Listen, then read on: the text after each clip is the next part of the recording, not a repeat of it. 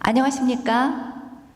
모차르트와 함께하는 음악여행에 오신 여러분을 반갑게 환영합니다. 저는 클라비노바의 피아니스트 김정아입니다. 네, 여러분 오늘 모차르트 음악으로 여행을 떠나시는데요. 자, 모차르트 너무나 잘 아는 우리 어린아이부터 어른들까지 한 번쯤은 들어봤을 그런 작곡가 이름이죠. 그리고 모차르트라는 이름 앞에 붙는 별명 모두 다 아실 텐데요. 네, 신동 천재 작곡가입니다. 모차르트는 어디서 태어났냐면요. 그 오스트리아 아주 아름다운 나라죠. 오스트리아의 잘츠부르크라는 도시에서 조그만 도시에서 태어났습니다. 오늘 일부러 제가 오스트리아의 전통 의상을 좀 입고 나와봤습니다. 여러분이 훨씬 더 그 모차르트와 함께 즐기시라고 제가 좀 의상도 신경을 썼습니다. 자, 모차르트는 잘츠부르크에서 태어났는데요. 태어나자마자 아주 한 3살 때부터 그렇게 음악적인 재능을 보여줬습니다. 아주 엄마, 아버지가 깜짝 놀랄 정도로 대단한 능력을 보여줬죠. 예를 들면요, 그 누나가 있었는데 누나가 이제 건반 악기를 집에서 연주하고 있으면 그걸 한 번만 듣고 그대로 연주했다고 합니다. 그래서 이 아버지가 이 대단한 아이구나. 정말 이 아이를 어떻게 키워야 될까? 이렇게 굉장히 고민을 하기 시작했는데요. 3살 때는 그렇게 연주를 하더니 그 다음에 5살 때는 곡을 작곡했습니다. 그래서 모차르트의 작품집 그 번호 1번이 바로 이 5살 때 작곡한 미뉴에트거든요. 3박자의 춘곡인데요. 여러분이 이제 들어보실 텐데 도대체 5살 아이가 어떻게 저런 곡을 작곡했을까? 또 배운 적도 없는데 정말 놀랍습니다. 네, 제가 작품 번호 1번, 2번 미뉴에트 들려드리겠습니다.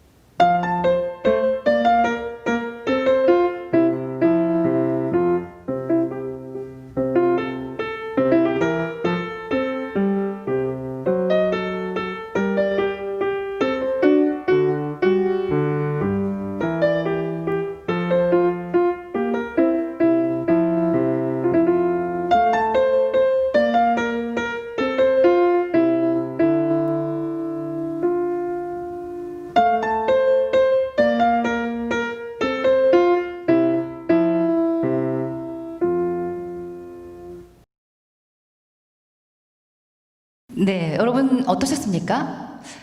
저는 정말 5살 아이가 어떻게 저렇게 아주 깔끔하고 아주 정확하게 그리고 아주 아름다운 멜로디를 만들었는지 정말 놀라울 따름입니다.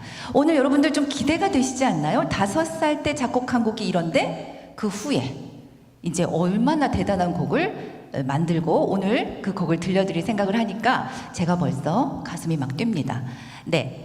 자, 그래서 이제 이렇게 훌륭한 아이를 그냥 그렇게 조그만 잘츠부르크라는 도시에 놔둘 수는 없었죠. 그래서 그 아버지가 계획을 세웁니다. 이 유럽에 이 아이의 재능을 알리고 또 이 아이가 훌륭한 음악가가 되기 위해서 그 여러 나라의 음악 양식이라든가 또 음악가들을 만나서 교류하고 또 그렇게 이 아이를 홍보해야 되겠다. 그래야 이 아이가 컸을 때 정말 이 전 유럽을 에서 유명한 그런 훌륭한 연주자 겸 음악가가 되지 않을까 하고 생각했습니다. 그래서 연주 여행을 계획했죠. 여러분들 생각해 보세요. 그 옛날에 그 유럽을 여러 나라를 독일로 뭐 프랑스로 영국으로 다니려면 얼마나 힘들었겠어요.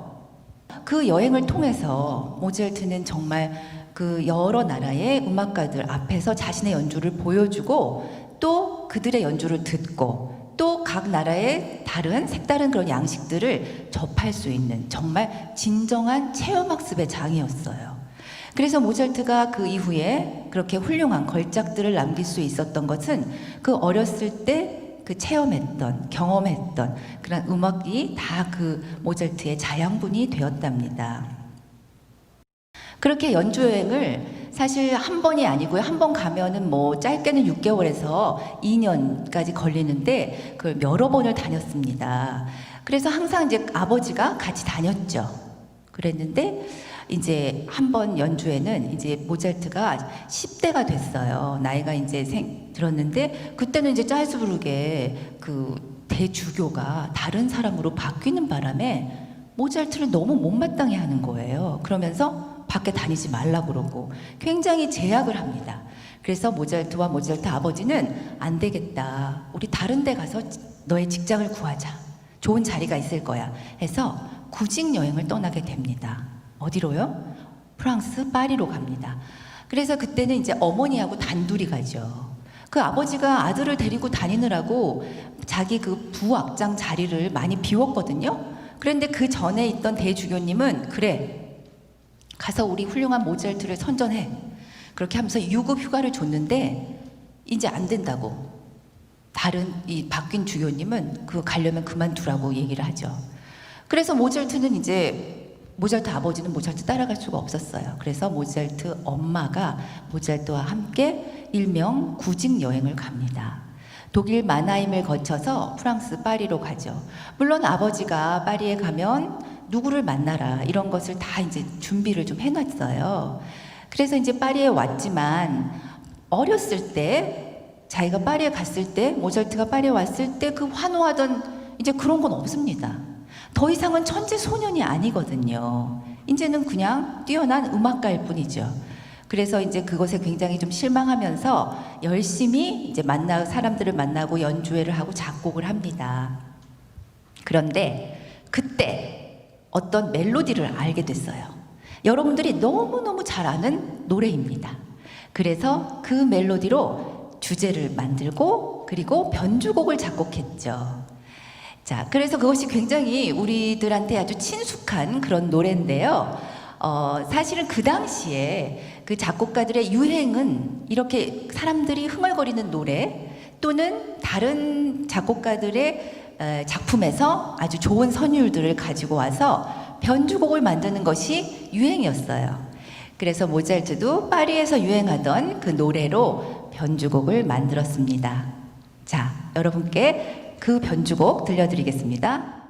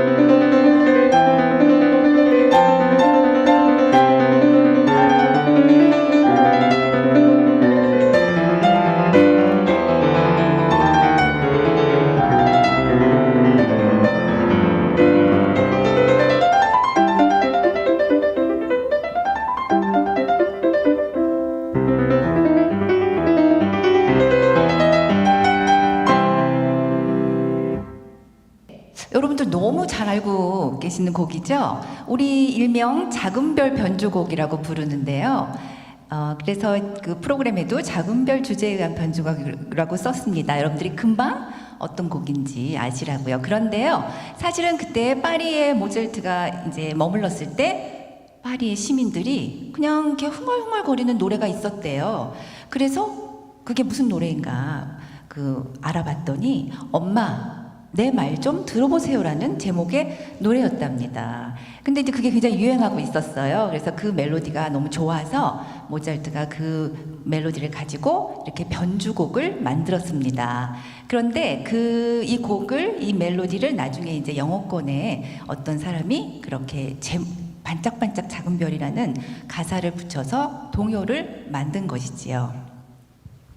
자, 그래서 이제 파리로 가서 직업을 구하려고 했는데 못했습니다. 네. 그리고 이제 어쨌든 여행의 목적을 달성하지 못했죠. 그리고 같이 여행을 갔던 어머니가 너무 긴 여행에 몸이 이제 쇠약해지면서 돌아가십니다. 그래서 모차르트는 그때 정말 처음 아주 최대의 고비를 맞게 되죠. 그래서 굉장히 이제 절망하고 아주 슬픔에 빠집니다. 그런데 이제 그렇게 목적도 달성하지 못하고 어머니는 돌아가시고 그런 일을 겪고 다시 이제 짤즈부르크로 돌아오는데요. 짤즈부르크에 돌아와서 이제 어쩔 수가 없죠. 너무너무 콜로라도 대주교가 자기를 막 구속하고 막 하인처럼 시키고 그렇지만 이제 다시 또 그 궁정 악장을 들어갔습니다. 그랬는데 도저히 이제 견딜 수가 없어요. 정말 모차르트는 아주 어렸을 때부터 그렇게 자유롭게 아주 넓은 세상을 다니면서 연주했고 자신의 재능을 항상 칭찬받았습니다. 그런데 그렇게 자신을 구속하고 자신을 하인 다루듯 하는 대주교와 절대 지낼 수 없었죠. 그래서 모차르트는 결심합니다. 여기를 떠나겠다. 짤스부르크를 떠나서 나는 비엔나로 갈 거야. 음악의 도시 비엔나, 오스트리아의 수도죠. 그 당시에도 아주 큰 도시였습니다. 비엔나로 가서 난 자유로운 나의 음악에 열정을 펼치고 나는 유명하고도 훌륭한 연주가, 작곡가가 되겠어. 그렇게 음악 활동을 할 거야. 생각을 하고 짤스부르크를 떠납니다. 네. 짤스부르크를 떠남과 동시에 어린 시절부터 그의 모든 일거수일투족을 관리하고 또 지도하고 계획했던 그의 아버지의 품도 떠나는 것이 되었죠. 그래서 모차르트는 빈으로 갑니다. 빈에 도착했어요. 와, 빈은 짤즈부르크와는 비교가 안 될 정도로 사람도 많고 음악 시장도 활발하고 음악가도 많고 그런 아주 멋지고 화려한 도시였습니다. 그래서 거기서 모차르트는 이제 자신의 연주 활동과 함께 음악 활동을 시작하죠. 네, 그러면 우리 또 다음 곡을 듣고 제가 이야기를 이어가겠습니다.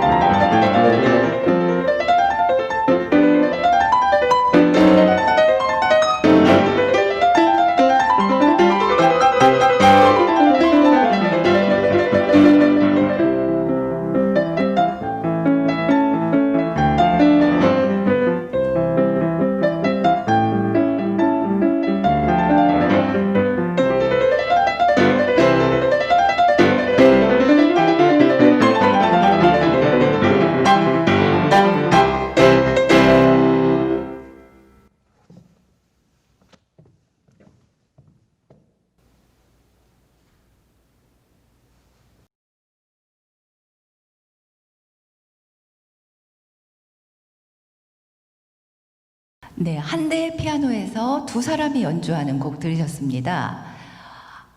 그 모차르트가 비엔에 갔더니요. 비엔에서 이제 귀족들도 있지만 이제 새롭게 돈을 많이 번 시민 계급들이 있었거든요. 그들이 이제 생활에 여유가 있어지니까 이렇게 저녁을 먹고 그들의 거실에서 아이들이 피아노를 배워서 같이 연주하고 이런 그런 광경들을 많이 볼 수 있었답니다. 그래서 같이 연주하는 것이 또 훨씬 혼자 연주하는 것보다 재미있기 때문에 모차르트가 자기 누나와 함께 이렇게 둘이 앉아서 한 피아노에서 막 손을 부딪히고 또는 손이 막 엇갈리면서 하는 그런 곡들을 많이 작곡을 했죠.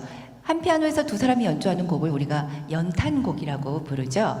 그래서 모차르트 연탄곡 들으셨는데요. 그 당시에는 그렇게 이제 건반 악기를 배우겠다는 그런 학생들도 많았고요. 또 이렇게 연주를 해보겠다, 배워서 그것을 좀 아름답게 연주하고 사람들 앞에서 연주를 한번 해보겠다, 그런 사람들도 굉장히 많았다고 해요. 그래서 모차르트는 그런 학생들을 가르치는 일, 또 그런 곡이 필요하니까 그런 곡을 작곡하는 일, 또 본인이 직접 연주하는 일, 그런 일들로 굉장히 돈을 많이 벌었다고 합니다. 그래서 아주 큰 집도 사가지고요, 부인과 함께 아주 행복한 시절을 보냈죠. 하지만 굉장히 일은 많이 했어요. 아주 눈을 떠서부터 아침에, 그 다음에 잠이 들 때까지, 그 직전까지 계속 곡을 썼다고 기록에 남아 있습니다. 그리고 또 한 가지 이제 그때 이렇게 유행했던 곡은요, 그리고 모차르트의 수입에 많은 부분을 차지했던 음악 양식이 있습니다. 네, 지금은 들려드릴 수가 없는데요. 오케스트라와 독주 악기가 함께하는 협주곡이죠. 특히 피아노와 오케스트라가 함께하는 그 피아노 협주곡은 아주 인기가 있었어요. 그래서 너도 나도 그 곡을 원했습니다. 그래서 모차르트는 피아노 협주곡을 굉장히 많이 작곡했고, 그 중에는 정말 영화에도 삽입되는 아주 좋은 음악들이 많이 남아 있습니다. 그러면 여러분, 앞으로의 모차르트의 비엔나의 생활은 계속 승승장구할까요? 네, 제가 말씀을 차근차근 드리겠습니다. 그렇게 이제 아주 굉장히 자리를, 모차르트가 비엔나 음악계에서 어떤 자리를 다 공고하게 유지하면서 사람들에게 인기가 점점 높아졌습니다. 하지만 모차르트는 너무 곡을 많이 이제 작곡하고 건강을 돌보지 않느라고요, 건강이 조금씩 안 좋아지기 시작했죠. 그리고 그렇게 매일매일 곡을 작곡하는 일만 하다 보니 스트레스가 쌓이는 그 스트레스를 어디다 풀었냐면요, 그렇게 당구를 즐겨서 쳤대요. 그래서 그 영화의 아마데우스라는 영화에 보면 모차르트가 당구대에서 이렇게 오선지를 옆에 놓고 한번 치고 또 오선지에다 음표를 그리고 그런 장면이 나와 있습니다. 네, 유일한 취미였다고 합니다. 그러면 모차르트의 다음 곡 들려드리겠습니다.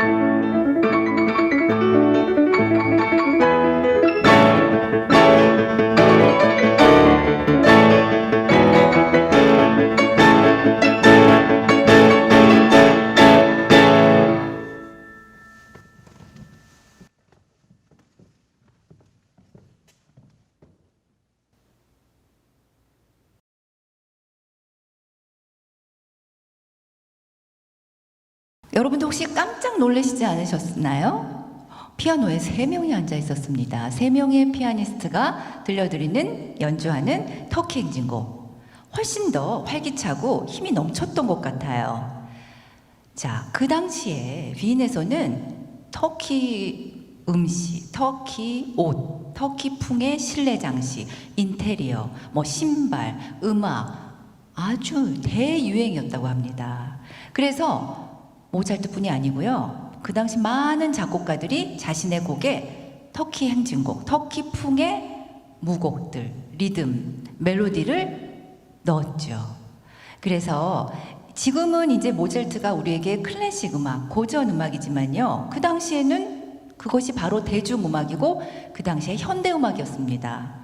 그러니까 대중들, 귀족들, 시민 계급들이 다 좋아해야 하는 그런 곡을 만들어야 모차르트는 이제 그걸로 돈도 벌고 생활을 할 수 있었죠. 또 음악가로서의 이름도 날리고요.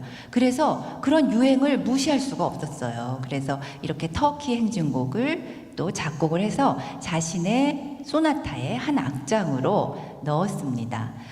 아마 계속해서 저 곡은 내가 아는 곡인데? 저것도 내가 들어봤는데? 내가 쳐봤는데? 하는 분들이 계실 것 같아요. 이렇게 모차르트의 음악은 바로 우리 주변에 있고 굉장히 친합니다. 근데 제가 한 가지 말씀드리고 싶은 건 이런 말이 있습니다. 모차르트의 음악은 어린아이에게는 쉽고 어른에게는 힘들다. 네. 그러니까 음표가 그렇게 많지도 않고요. 들으면 좀 단순한 느낌이 있지만 그것을 아주 잘 이해하고 모차르트의 그 숨어있는 모차르트의 감정을 표현하기는 이제 쉽지 않다는 그런 이야기인 것 같습니다. 그러면 이제 모차르트가 그렇게 잘 지내고 있었어요. 그랬는데 이제 모차르트가 생각을 해보니까 그동안에는 이런 기악 음악을 많이 작곡을 했습니다. 특별히 이렇게 귀족들이 이렇게 가볍게 즐길 수 있는 귀족들의 식사 시간에 또는 뭐 어떤 중요한 그런 일의 그 앞에 식전 행사라고 요즘 얘기하죠. 그런데 필요한 음악들을 많이 작곡하면서 지냈는데요. 아무래도 좀 이걸로 안 되겠는 거예요. 내가 뭔가 한번 한 방을 터뜨려서 정말 이 비엔나에서 내 이름을 아주 각인시켜야겠다. 사람들에게 기억을 시켜야겠다. 나를 아주 유명하게 만들어야겠다고 생각을 했나 봅니다. 그래서 이번에 이제 시도한 것은요, 오페라입니다. 오페라는 이제 연극을 성악가들이 노래로 하는 것이죠. 그래서 대본도 있고 이제 줄거리가 있고 뒤에 무대 장치도 있고요. 또 이렇게 복장도 의상도 있고 분장도 하고 그렇게 해서 하는 이제 음악극입니다. 그 오페라를 이제 쓰기 시작했어요. 그래서 이제 그러면은 어떤 좋은 이야기가 있어야 되잖아요. 그래서 대본가를 이제 찾고 이야기를 찾던 중에 아주 파격적인 그 당시로서는 정말 너무 놀라운 그런 걸 하면 될까? 그런 생각이 드는 대본을 찾았습니다. 그것이 바로 피가로의 결혼인데요. 이 오페라의 원작은 프랑스의 보마르쉐라는 희곡 작가의 작품입니다. 그래서 연극으로 이제 프랑스에서 상연이 됐는데 상연되기까지 굉장히 힘들었죠. 왜냐하면 그 내용이 귀족들의 그런 도덕적 해이나 귀족들의 잘못된 점들을 꼬집는 그런 귀족 체제를 비판하는 그런 내용이었어요. 어떤 대사까지 있냐 하면요. 그 오페라의 내용 중에 그 주인공이 이제 백작이 있거든요. 그래서 백작님이 도대체 태어나느라고 좀 고생한 거 말고 뭐 한 게 있습니까? 백작님이 자랑하는 재산, 지위, 좋은 집 이런 거 다 백작님은 그냥 받은 거잖아요. 그걸 위해서 뭐 한 일이나 있습니까? 이런 대사가 나옵니다. 그러니까 이게 얼마나 위험한 대사예요. 그래서 아주 상연하기도 힘들었고 프랑스에서 그것을 오페라로 만들겠다고 했을 때 오스트리아의 황제가 안 된다고 그런 거 하면 안 된다고 이제 했는데 좋은 대본가를 만나서 그런 좀 너무 센 표현을 이제 음악 속에 묻혔죠. 묻어가게. 음악으로. 그리고 오페라니까 좀 더 연극보다는 부드럽게 표현을 할 수 있었습니다. 그래서 허락을 받고 또 우여곡절 끝에 이제 초연을 해서 성공을 거두게 됩니다. 오늘은 그 피가로의 결혼, 오페라에는 이제 본격적으로 가수들이 나와서 연기와 노래를 하기 전에 서곡을 연주합니다. 오케스트라가요. 그래서 그 서곡 부분을 피아노로 편곡된 곡을 여러분에게 들려드리겠습니다.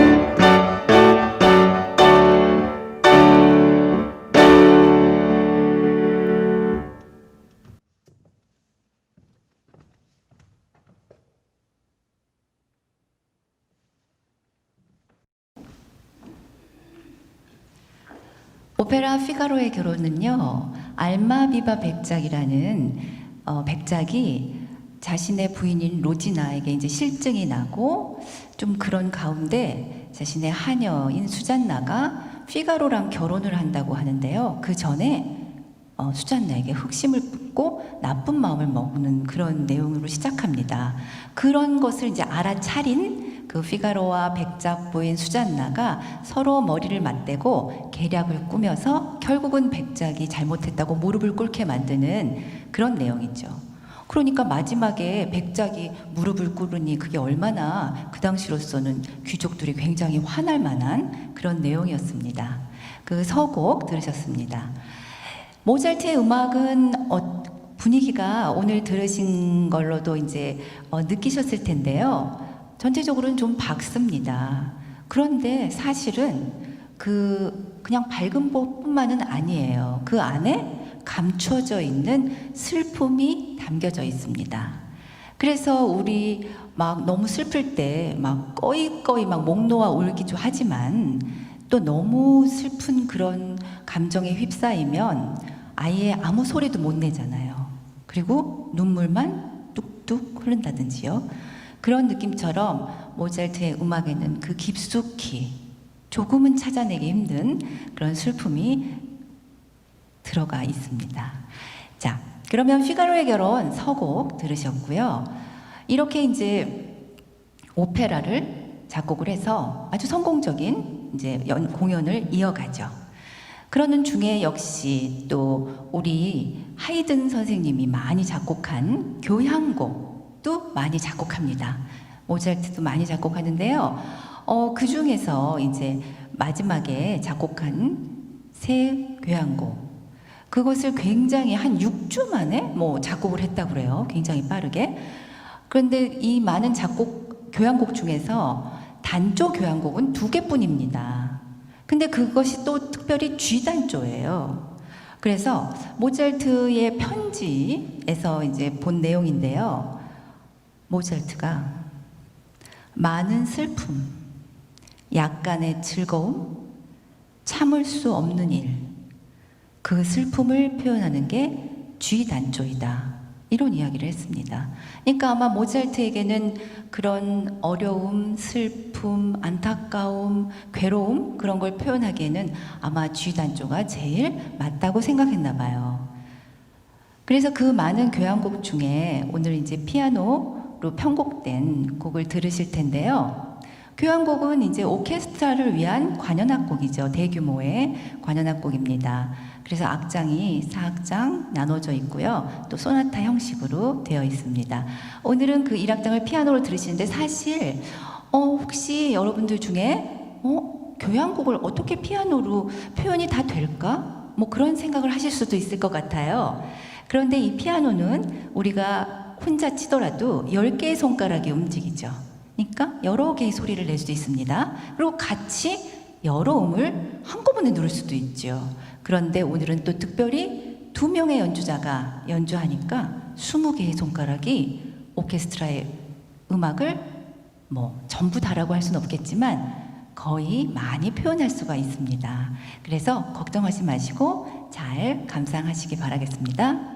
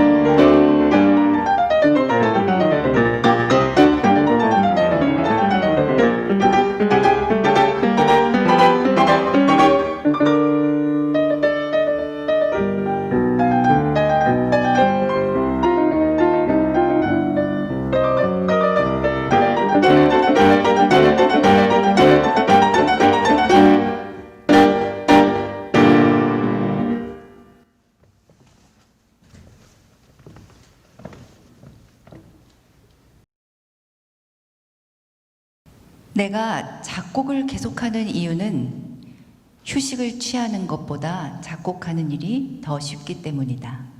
네, 모차르트의 말입니다. 모차르트는 이렇게 훌륭한 교향곡을 3곡을 6주 만에 완성한 후 3년 뒤에 세상을 떠나죠. 이제 비엔나에는 새로운 음악 유행이 오고 모차르트의 이름은 점차 잊혀집니다. 그리고 모차르트는 그래도 계속 곡을 작곡하면서 몸은 계속 망가져 갑니다. 그래서 과로와 또 건강 악화로 이제 세상을 떠나게 되는데요. 그때 어떤 귀족의 레퀴엠 작곡 의뢰가 들어옵니다. 죽은 사람을 위한 미사곡이죠. 근데 결국 그 레퀴엠을 다 쓰지 못하고 미완성으로 남긴 채 결국 자신의 레퀴엠이 돼버렸습니다. 네, 이렇게 천재는 세상을 떠났지만 그의 음악은 몇백 년이 지난 지금 우리에게 감동과 또 즐거움과 기쁨을 주는 것은 정말 모차르트의 음악이 앞으로도 또 몇백 년 동안 계속 이어갈 것이라는 생각을 하게 만듭니다. 아인슈타인이 그렇게 말했다고 하죠. 내가 죽는 것은 두렵지 않은데 모차르트의 음악을 더 이상 듣지 못하게 된다는 것이 나에게는 죽음의 의미이다. 그런 말을 했다고 합니다.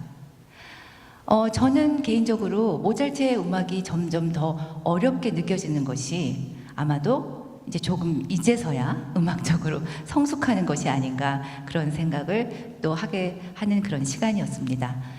여러분들 이렇게 어려운 시기에 음악으로 함께 만나고 또 음악을 함께 즐기게 돼서 너무 정말 즐거운 시간이었고요.